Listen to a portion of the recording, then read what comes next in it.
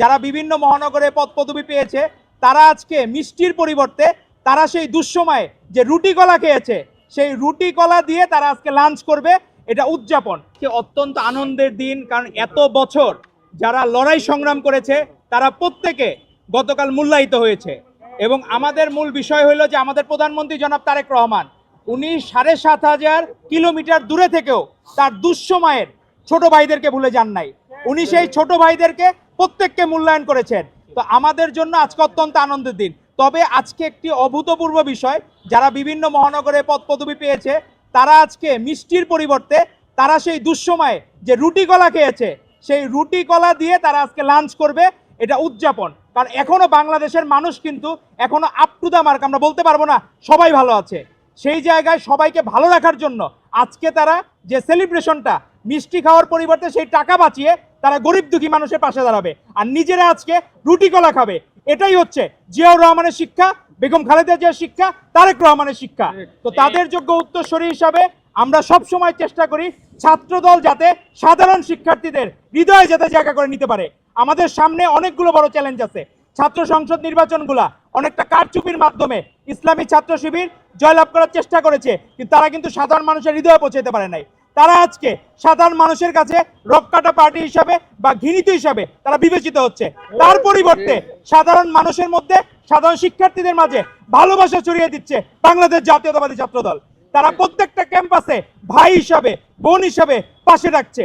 এবং আপনাদেরকে আমরা এতটুকু কমিটমেন্ট দিতে পারি, অন্তত আমাদের চেয়ারম্যান জনাব তারেক রহমানের ছাত্রদল কোনো সময় ন্যূনতম একটা সাধারণ শিক্ষার্থীর ক্ষতি হবে সেই কাজ তারা কখনো করবে না। এবং তারা প্রতিজ্ঞাবদ্ধ। গতকাল মহানগরে আমরা দেখলাম যে নার্সিং বিষয়ক সম্পাদক একটি পদ নতুন করে অ্যাড হয়েছে। এর আগে কখনোই বাংলাদেশের নার্সিং সমাজ তারা কখনো এইভাবে ছাত্রদলে কোনো সময় রাজনীতি করতে পারে নাই। আজকে সারা বাংলাদেশে নব দিগন্ত উন্মোচিত হচ্ছে যে নার্সিং বিষয়ক সম্পাদক।